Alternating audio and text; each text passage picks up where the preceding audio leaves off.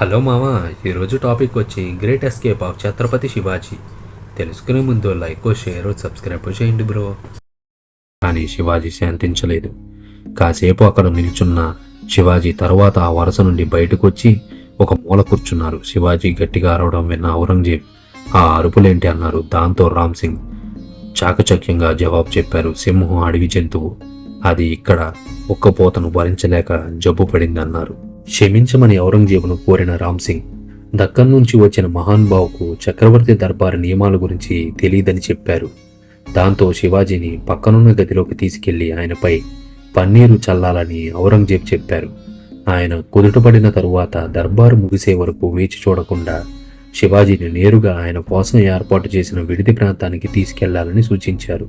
ఆగ్రా నగరం 4 గోడల బయట జైపూర్ సరాయిలో శివాజీకి విడిది ఏర్పాటు చేయాలని రామ్ సింగ్ కు ఆదేశాలు అందాయి. శివాజీ జైపూర్ నివాసంలో వెళ్ళగానే ఒక అశ్విక దళం ఆ ఇంటిని 4 వైపు